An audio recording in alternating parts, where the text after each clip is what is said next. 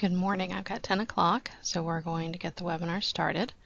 This is Victoria Beal with the Ohio LTAP Center, and I'm really pleased to have on the line with us this morning and as your presenter, Catherine Robertson, who's from the Office of Tech Services here at ODOT. She'll be providing a webinar on the TIMS system. We're going to do a couple of housekeeping items before we get started. On your screen, you'll notice in the bottom left-hand corner that there is a round circle with kind of a thought bubble in it. If you don't see a conversation panel on the left side of your screen at the bottom, then that thought bubble just needs to be clicked once and it should then display your conversation panel, also known as the chat pod. That's how we'll be asking you to pose questions throughout the webinar itself. At the end of the webinar, I'll open all the phone lines for any conversation or questions you want to ask over the phone line. We do keep the phone lines muted during the webinar to try to cut down on background noise. So we do encourage questions. I'll let you know though that we are attempting to record the webinar, so if we're successful, we'll definitely send a link out to everyone. Hopefully that won't discourage you though from asking questions, because I'm certain if you have the question, everyone else, or at least a good portion of them, have that question as well. So with that, Catherine, are you ready to go? I'm ready to go. Okay. I'm going to stop sharing the slide that I had up, and you can share what you would like to on the screen and get things moving. Okay.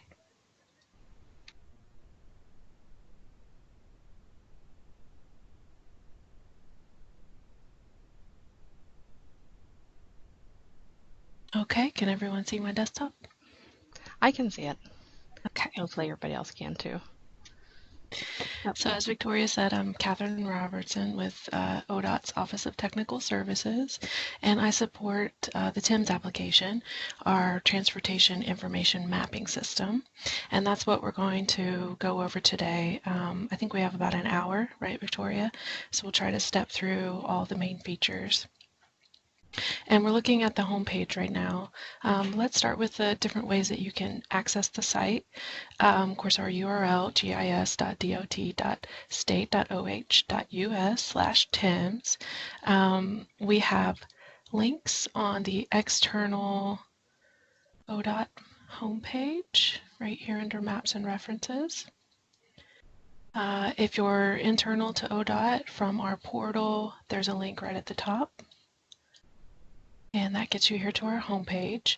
And the idea behind TIMS is to bring together all this data that different departments throughout ODOT are collecting and maintaining, and bring them into one source to make it more accessible for you guys. TIMS is ODOT's web mapping portal where you can discover information about Ohio's transportation system, create maps, and share information.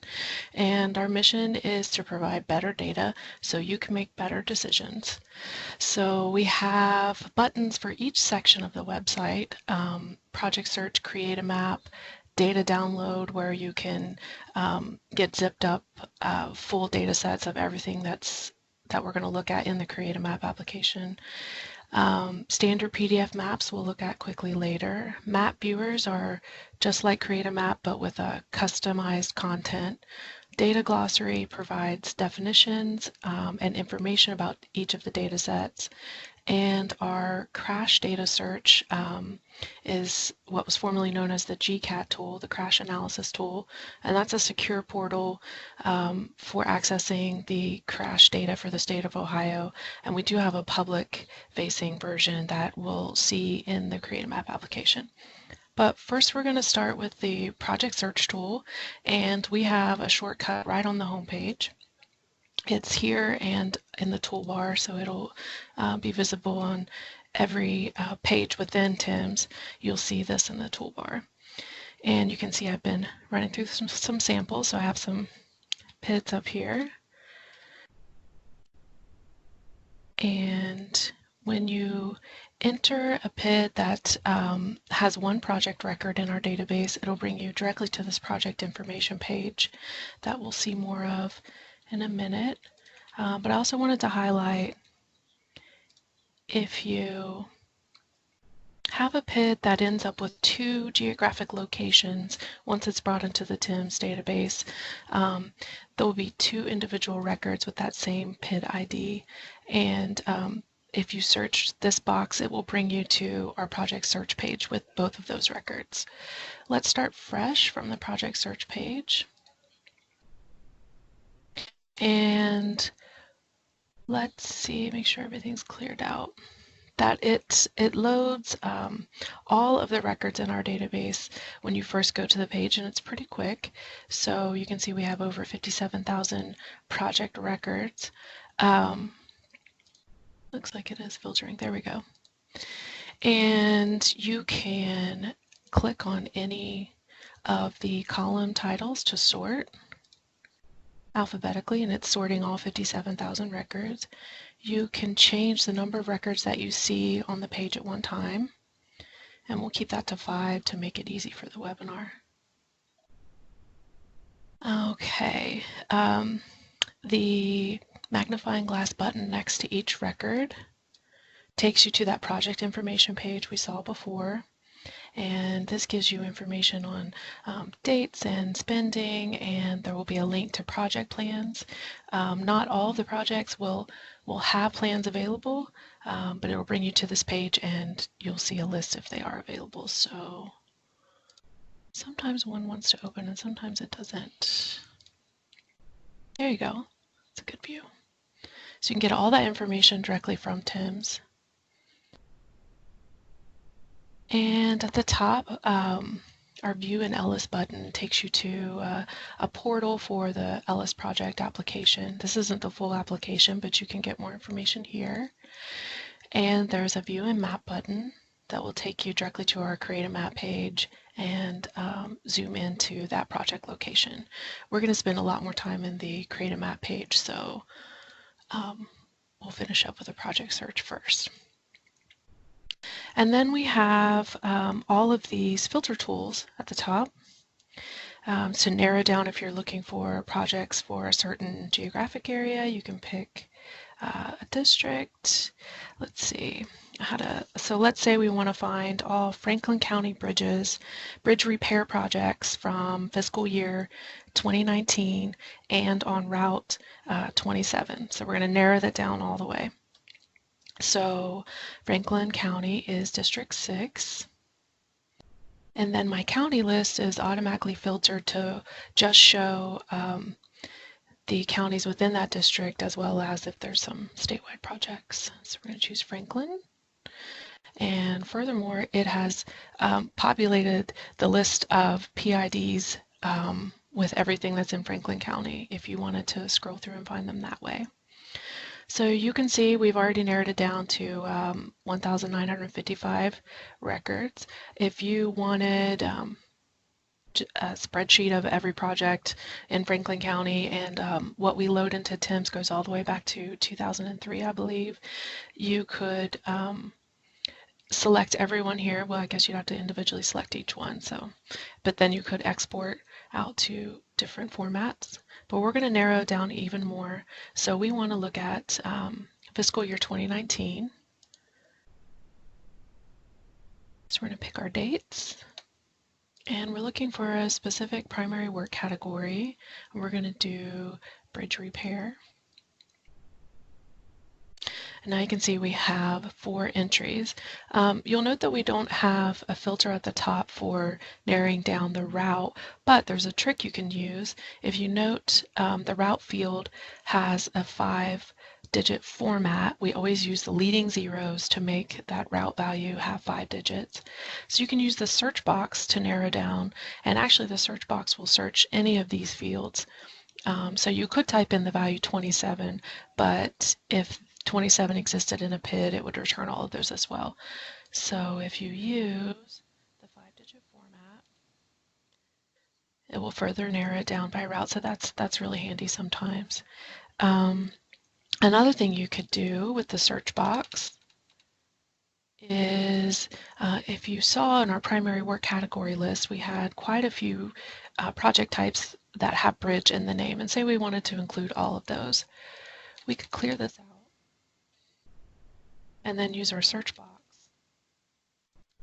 narrowed down all of the bridge projects. And in Franklin County in 2019, there were only 5, but you can see it brought up the different work categories.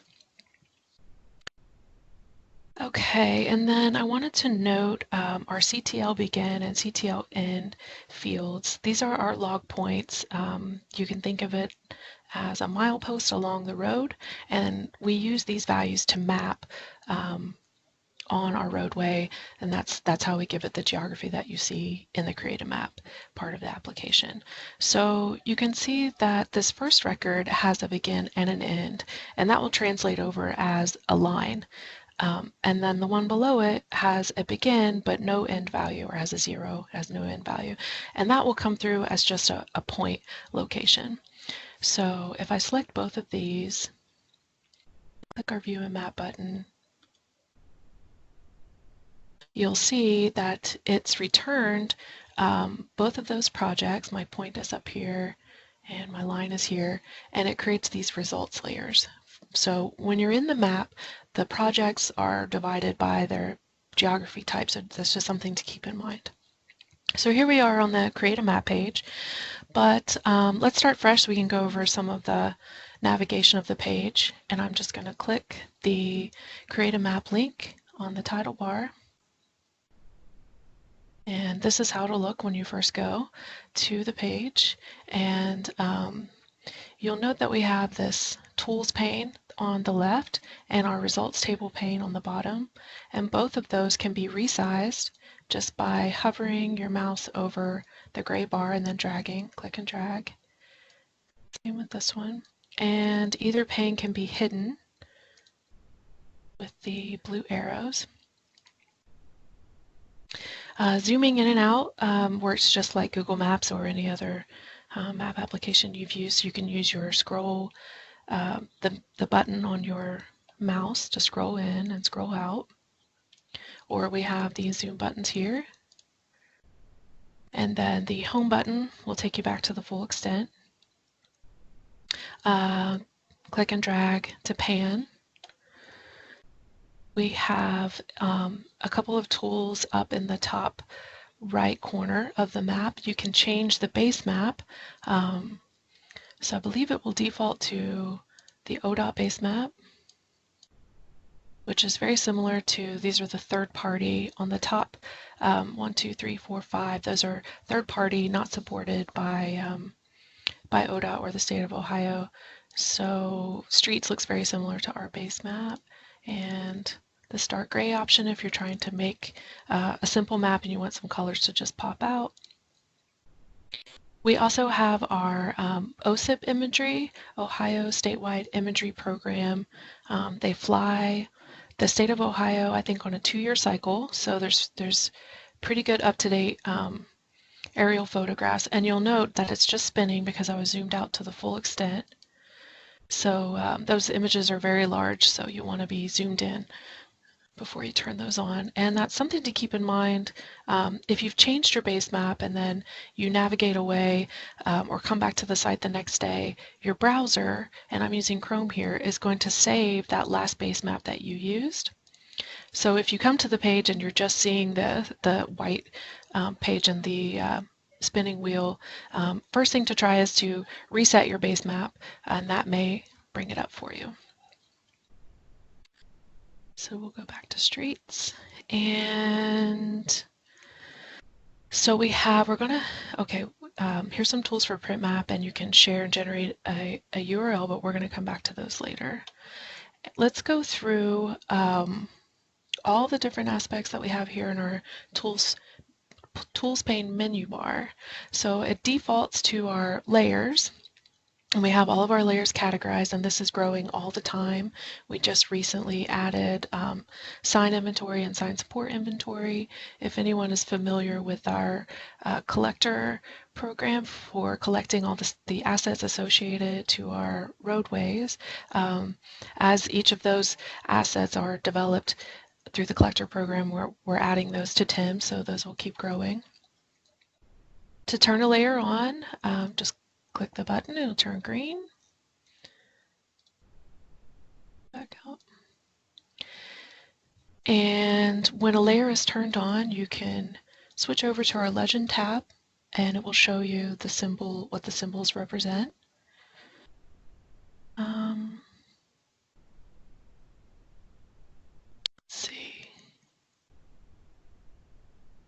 I always have a plan before I come on here, but then I start talking and I forget a little bit. So you can turn on different assets. We can come down through just to get an overview of what's available in here. We have geographic boundaries, our ODOT districts, planning organization boundaries, PUCO electric service areas,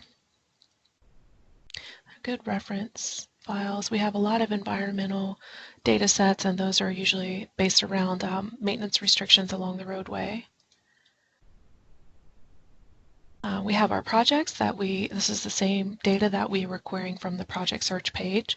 You can do the full data sets, or we have them filtered out so you can view just next 4 fiscal years or previous 4, the by district work plan, and current projects are based on the begin construction date and end construction date, and each day that you come to the site, it grabs the current date, and if that falls between those construction dates, then it will return when you turn on current projects, and our project history database. Of course, we're ODOT, so we are all based around roadway information. This road inventory layer is the basis of everything else that's filtered out here. It's the geography and the NLFIDs and the log points that all the other information is tied to. And you'll note that I clicked to turn it on, but it's not drawing in the map.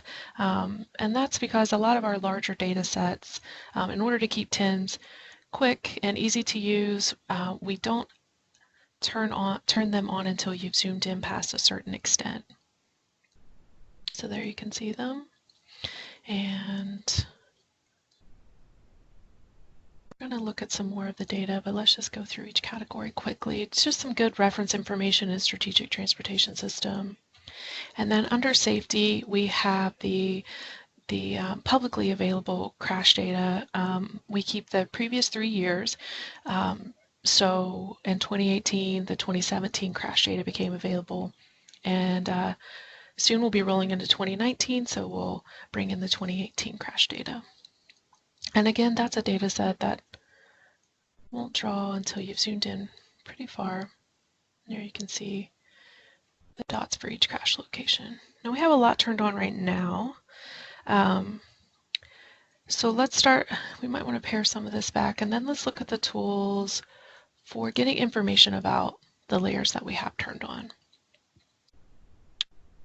Okay. I wanted to show you again as I turn on different objects. That legend again refreshes. Okay. And let's take a look at, I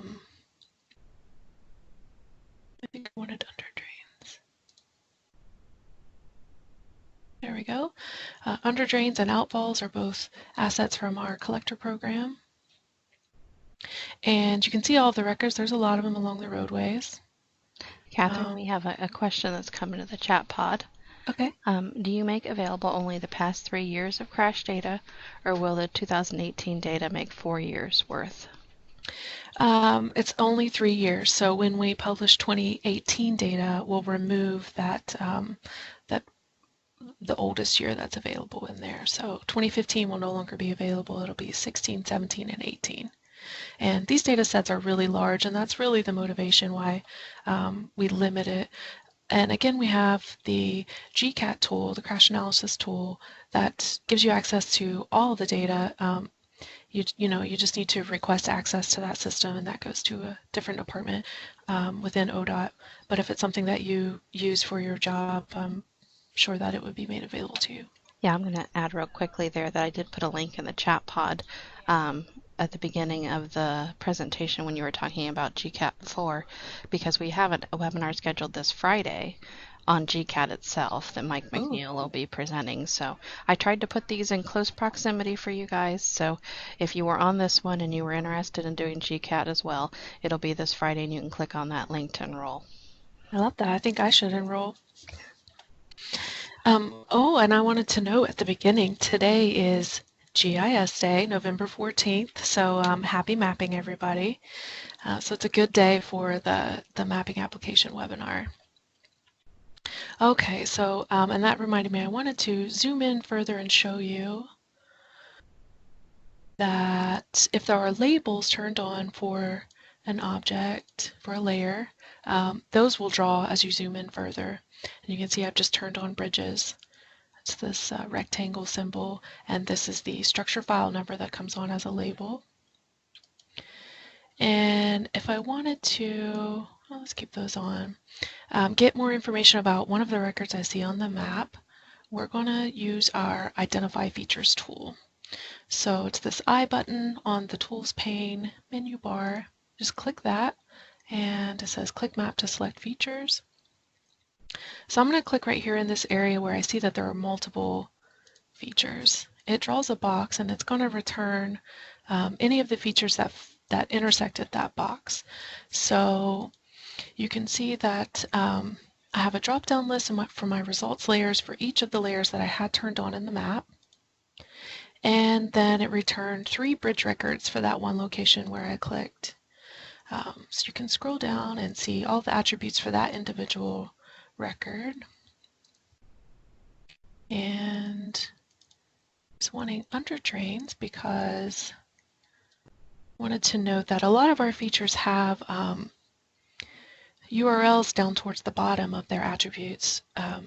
So if you scroll down, like for a lot of the collector assets, well, it will have a photograph, and I was in an area yesterday. It's kind of cool to see.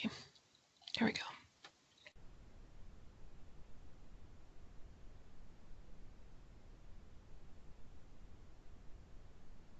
Here we go. So if there's a photo available, you'll be able to link to that directly through TIMS. And if you have a project layer on, there will even be the URLs for those project plans that we saw looking through the project search page. And we could spend the whole hour looking at all the different data, so I won't spend too much time there. Another way, before we dive into more of these tools, if you have questions about what any of these attributes represent, our data glossary tool is where you can go to get information. So there's the link of all the layers, data sets that are available in the Create a Map page. You can go here and get information. This question mark next to shows up on each of the records, but it'll give you information on the entire data set. BMP stands for Best Management Practices for Storm Water Management. And you can see it's updated daily, and it was last updated today. Then there will be a description for each of the fields. So that's a really good resource if you're trying to understand what you're looking at there. Okay, so we looked at, okay, let's go back to the origin here. I wanted to point out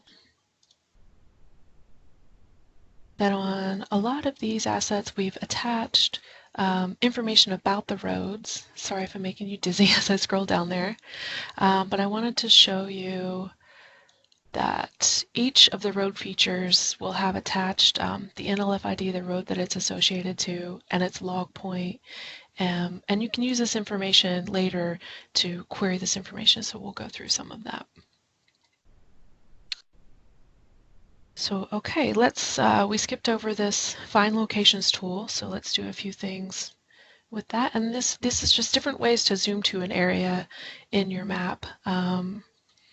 find the address or intersection. It's going to default to our central office here.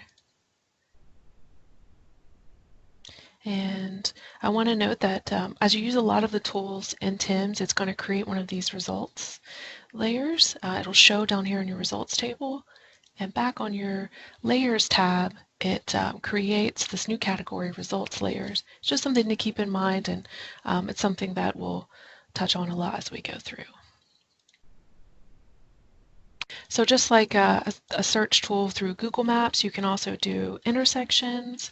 So let's say Interstate Route 70 and State Route 40. It's pretty flexible. We're having a little bit of an issue hearing you at times. I just wanted you to know that. I don't know if the microphone is like moving, or I know you had internet issues earlier. I know. Hopefully not. If I move it up, is that any better? We can hear you good right now, so I'll let you know if it happens again. Thanks. Thank you. Oh yeah, that's because it's 42.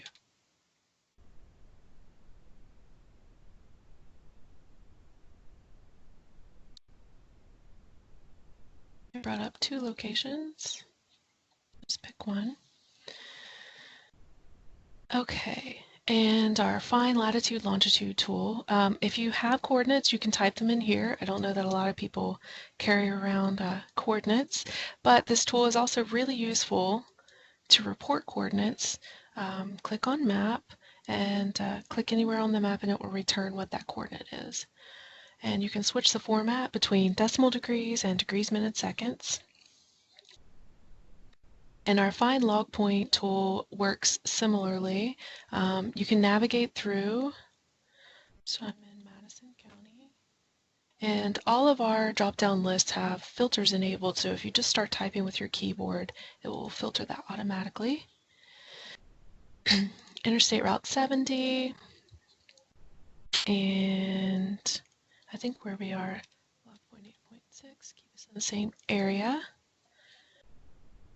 Or you can use the tool to report a log point of any roadway. Just click towards the center of the roadway and it will report that information. And find area, you just choose, these are our polygon boundaries, county, MPO, district, urban areas. If someone's talking about a certain MPO and you're not sure what area that covers, this is a good tool for that. Okay, so we're zoomed into an area. Now we want to find assets for that area. We're going to start using our filter tools. Let me look at my notes quickly, make sure I didn't skip over anything I wanted to cover.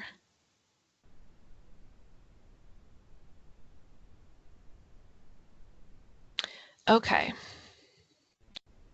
So we have 3 ways to filter the data. And again, this is going to be based on the features that we have turned on. And of course, it's created these results layers, so those are going to show up there as well. And let's start with the simplest way to filter by geography. And let's find outfalls in a county.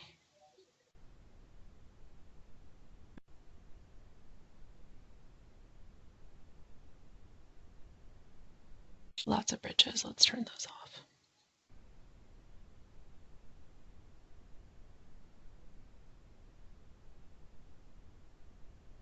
Oops.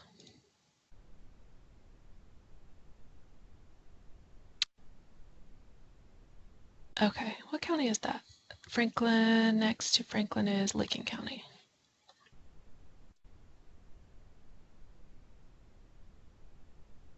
And click the search button. Yeah. Falls. Okay, so it selected all of the outfalls that fall within that county, and it's given us all those records here in the results table. And again, you can change the number of results that you see at one time.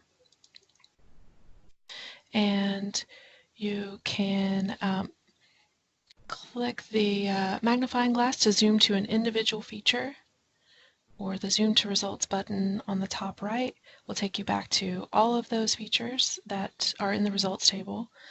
Our export data tool here will export all 43 records into an Excel format, KMZ if you use Google Earth, a shapefile or a geodatabase if you use GIS files. Again, we have that search box that works similarly as what we looked at on the project search page. So we could narrow down by a route.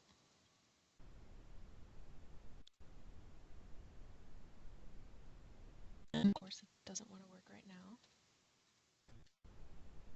There we go. No, I'm not sure. Must have that value in there somewhere else.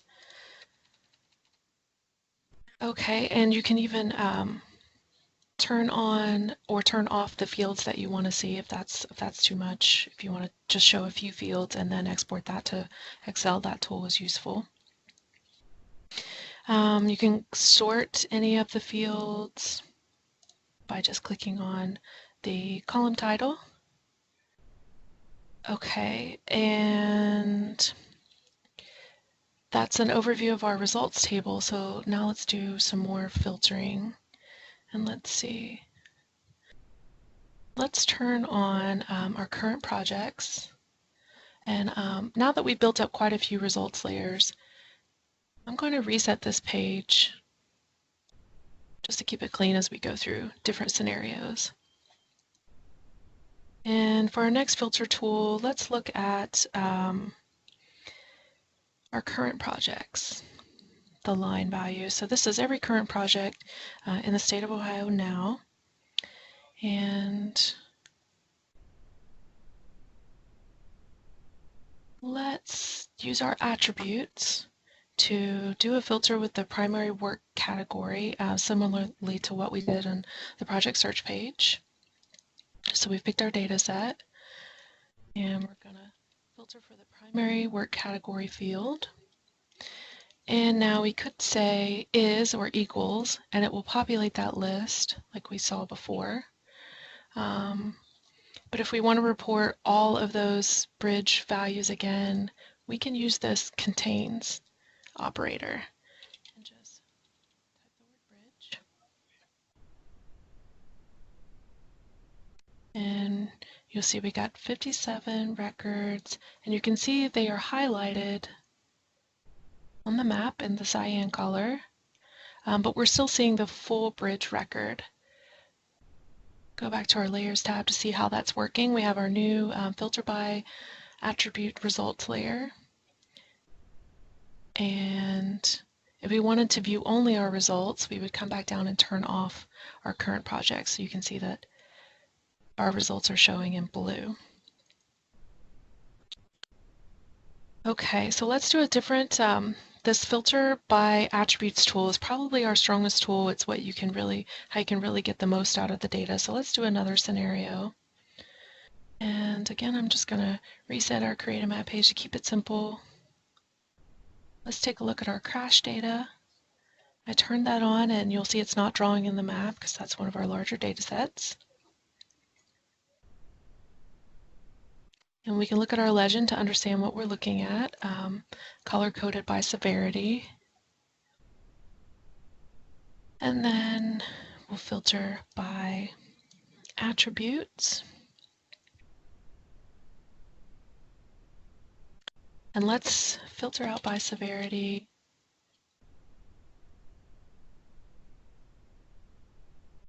Five is the worst, so we'll picking out our worst crashes. Not the best subject matter, but it's of interest. So we're all over the state, and you can see that's 1,090 fatal crashes in 2017. Let's narrow that down even more by county. So we're going to add a filter, and we have the county value in that table, so we can do it here. It's going to be the 3-letter code. So Franklin County.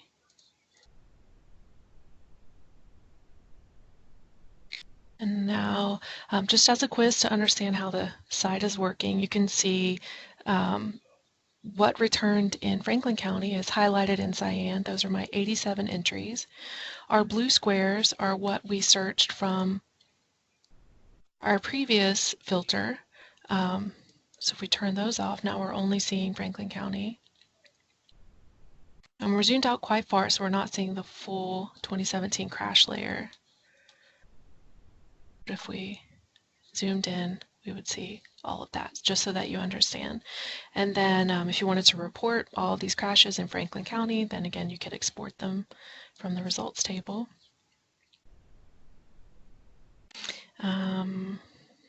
Okay, and then there's one more way that we can filter out our data.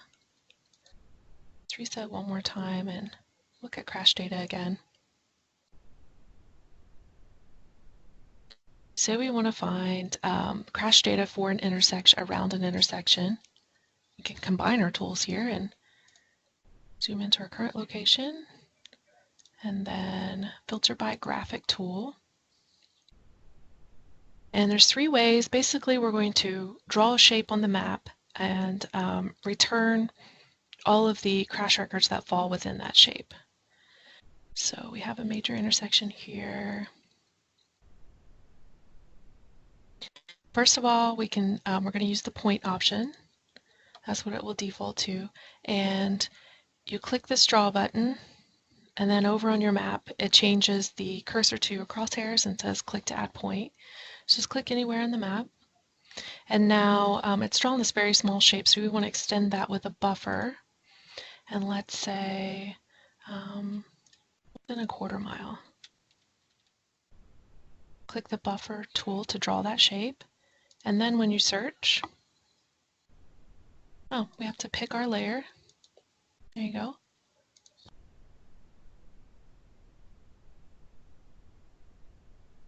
Okay, so another way to do that, we could draw a line and report crashes along a section of a roadway.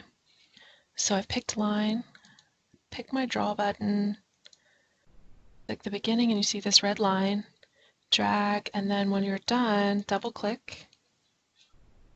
And let's do a buffer as well so that it goes a little bit around the roadway. Make sure we get all those crashes.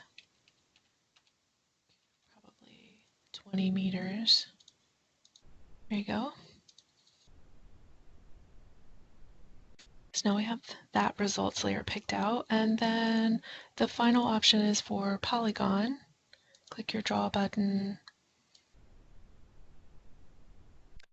and there we go.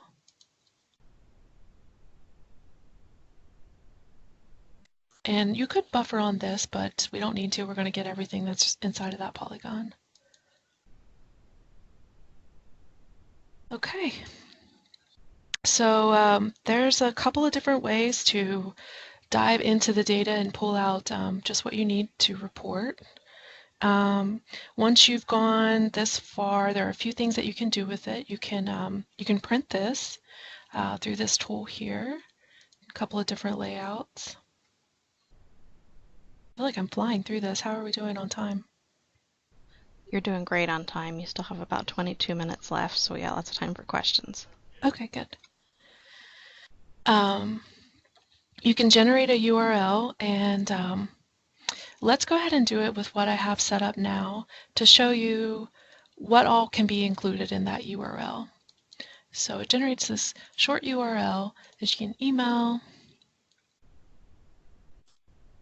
And when you go to that URL, it's zoomed into the area where we were, and the layers that I had turned on are restored, but it doesn't return our results layers. Those are just temporary for your session. Once you navigate away from that session, it's not going to save that information. There are a few other things that you could add. We have a few tools here. This is a last few things. If you wanted to measure a certain area, of course, you can draw a polygon through the area or a distance, similarly to how we did the previous tool. And you can report a coordinate again, this time in state plane coordinate system, the northings and eastings. So that can come in handy if you're trying to maybe get the area on the side of a roadway, or little scenarios not completely applicable to the real life. Don't know why you would measure that tiny area, but you get the idea. Pops that up there. And then you can click clear to reset all of that. Also in our tools, you can draw a shape. Again, this will be temporary just in your session. So if you draw a shape on the map, I think the most useful part of this is to do a text.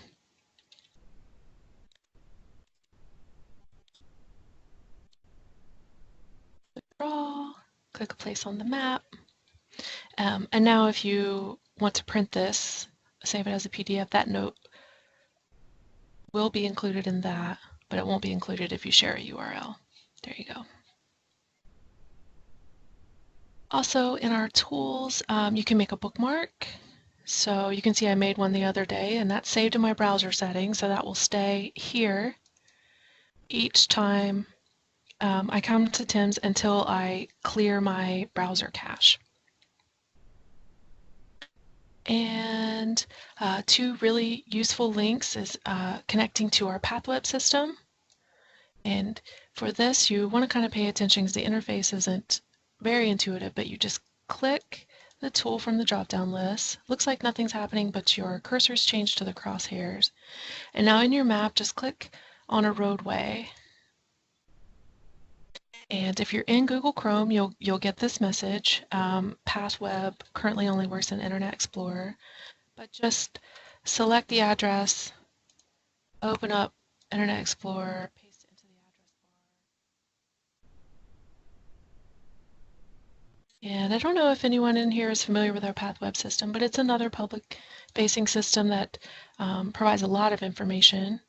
It can take a minute to load initially. But you can drive down any roadway and see all the imagery that we've collected from the PathWeb bands. You can turn different cameras on and off. Maybe we should get a webinar scheduled for the PathWeb system. I think that would be interesting. We'd be happy to schedule one with you. Okay, and then finally, we'll link to our Map Channel. That's a third-party resource that just combines different map views, and it works the same way. You click the button, it gives you the crosshairs, and Map Channel, actually, you can click anywhere on the map. And recently, Google Maps changed some of their rules, so Dual Maps that runs Map Channel just had to add this page, and you just have to click this View Map button to get there. It still works. And you can turn on these different options to just explore the area a couple of different ways, maybe save yourself a field trip. Okay, let's make sure we didn't skip over anything else. If you happen to have your own data that you want to view on top of what you've queried out from the TIMS system, we have a few tools that you can add your own data. And like the other things we've talked about, this will be for your current browsing session. Once you navigate away, that data won't be saved there. We clear that out on the servers for obvious storage reasons. So you have a shapefile, you can load that. LRS events, you can load that. A KMZ file. I think I might have a sample file with some addresses so you can see how this will work. I may have cleared it out. There we go. So your address format just needs to have the correct fields, and it will try to automatically populate them. You can see it found a field called address. These are all the fields that were in my spreadsheet. I don't have an address to, but I need to find the city name. That's why it didn't populate it automatically, and zip code. And you can see that it's generated another results layer, and it's drawn a location on the map. This happens to be all of our ODOT facilities, headquarter facilities, so similar or familiar information. And then if you wanted to print or you're just using that as reference, you have that available. And okay, yes, let's go over a few of the other tools outside of the Create a Map page. If you guys are thinking of any questions of what you would like me to pull up, scenario you would like to run through and create a map, we might have time to do that. So start thinking of those.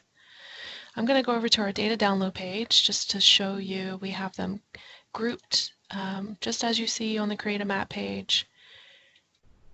You can click any of the layers. This will be the full data sets pre-packaged as a zip file. So if you have two selected and you export to any of these formats, you're going to get one zip file, and then inside of that will be another zip file for barriers and another zip file for historic bridge inventory. So we make all of our data available that way. Our standard PDF maps, these are mostly based around project information. We have departments that like to pull these up for their weekly meetings. So you can just pick a layout, pick your county or your district. Let's do a smaller one, might be faster.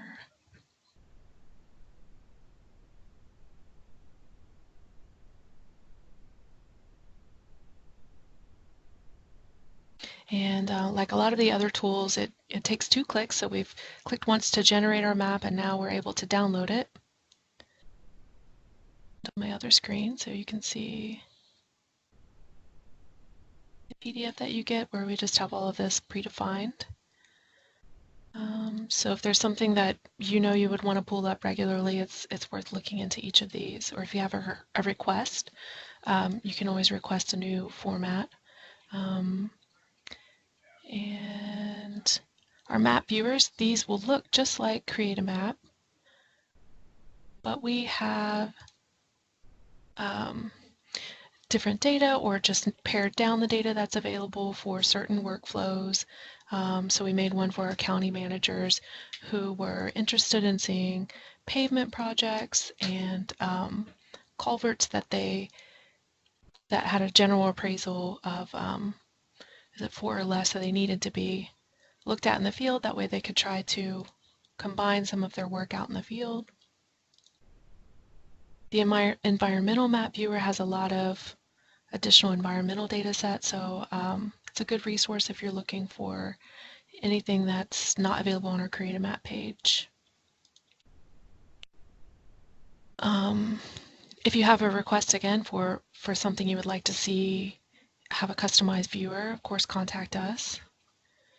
And we looked at our data glossary to get information on each of the data sets. So let's go back to the home page, and this TIMS logo on the top left will always get you back to the home page so that I can show our contact information. I think I forgot to do that in the beginning. So the Office of Technical Services, TIMS support team, the best way to contact us is probably this email address. It goes to several people, and we're pretty good about getting back to you within that day. If you have questions or you see an issue with the data, or there's some data that's not included in TIMS, anything you'd like to contact us about, we're here. And then one more thing to note, this help button on the bottom of the TIMS homepage will open up a user guide. So it'll go through a lot of what we covered in today's webinar to give you some more information. It's a good resource if you're just trying to remember how to navigate around. And I think I've covered all I wanted to cover, so let's see. Sounds good. Well, there's no other questions in the chat pod right now, so I'm going to go ahead and open up phone lines real quick. So if you have a party going on in the background, please ask them to hold it down as I unmute everyone, and then that way if anyone would like to ask a question of Catherine, they can just do it through the phone line. I know everyone isn't always terribly comfortable typing in a chat pod, so I'm just going down the list and muting people, and I'll let you know when I've got everybody unmuted. I'm sure Always makes me nervous when there aren't any questions. Well, there was one. There was one about the crash data. That's true. Here you go. One question just came in. It says, can you add a legend to the map to show the colored dots? Right. So if you're in your Create a Map page and you have your layer turned on,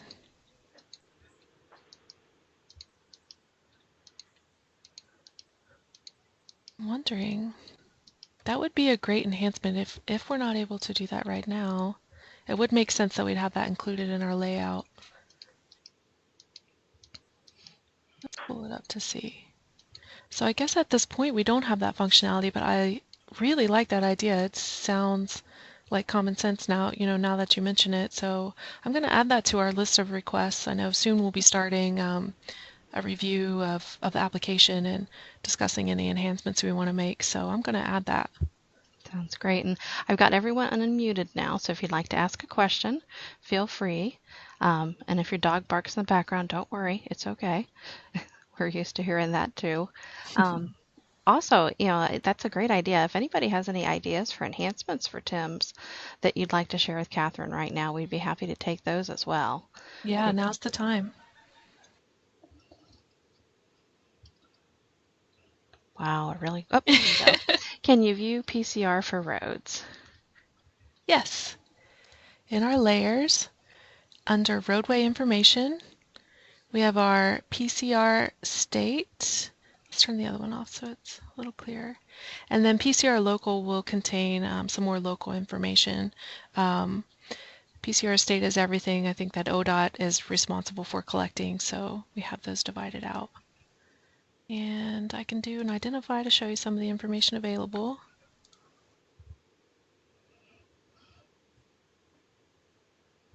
We may even have a link down towards the bottom.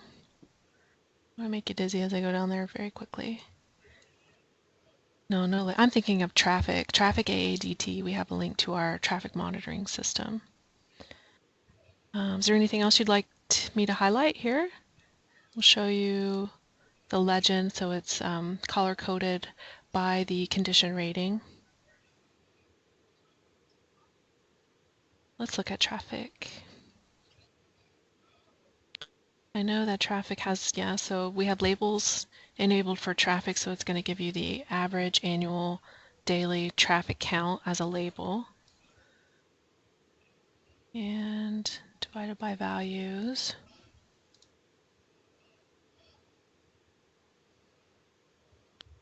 And for each of those records, we have a link directly to the, is it TMMS? Traffic count database, okay. So you can get more information that way. Basically, if there's a tool out there that helps you get more from the data, we try to have access to that directly through TIMS. There's another question that came into the chat pod, actually a couple of them. It says, do you have access to hazardous material flow data for road and rail by specific geography? Hazardous material flow data, let's take a look. And then after that one, there was another question that came in too. Okay. Wondering what database that might be under. Yeah, that might be something I can check into offline and send you an email to let you know exactly which layer that information would be in. I've got the name of the person that put that in, so I can give that to you. Okay, good. All right, and then next question is, can you view bridge inspection reports through TIMS? Bridge inspection reports.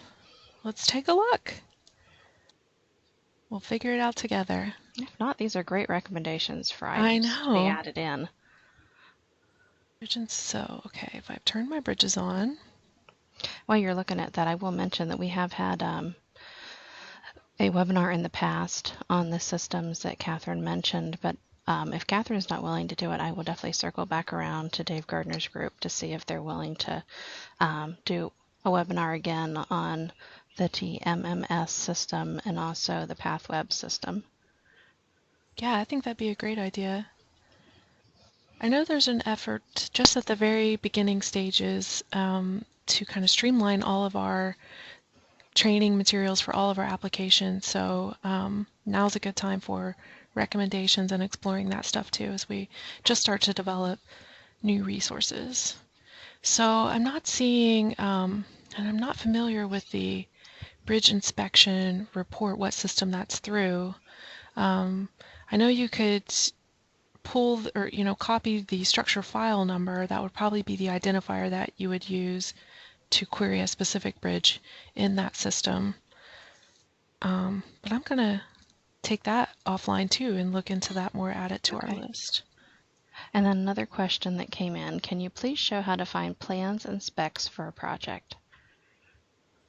Sure. So we can start that from our project search page. And they won't be available for every project, but I happen to know if I was sorted this way before I had values. So when you PID, you can, if you have a PID in mind, you can just type that in through the search by PID box, or you can navigate through to narrow down. But then once you have your record, click this View Details button, and you can scroll down to get these URLs. So the project plans, this one didn't happen to have the documents available. So let's see. While you're looking for one that does, Okay. there was a comment that came in that from an individual concerning the bridge inspection reports that said that they don't see the report itself, but the values from the report seem to be in the data. Oh, that's good. So it will contain the last inspection date maybe and the values from that. Thanks, Jenny, Yeah. for putting that in there. Yeah, thanks, Jenny. I'm not an expert on all the data that's available, but you know, if you have questions, we're still a good resource to contact through that TIMS email because we know the business owners. So we can definitely direct you to the right person, and then it allows us to learn more about our data as we go too. So let's see if I've cleared this out. I think this may be the one. Okay, so if you do have project plans, you're going to see them listed here. And then it takes you to this digital paper application. Again, it's a web interface, and you can scroll through that way. And it's similar for the project proposal, project addendum. Is there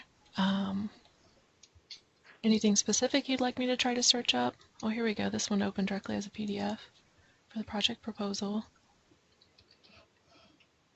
Jeff, is there anything specific you'd like to have research?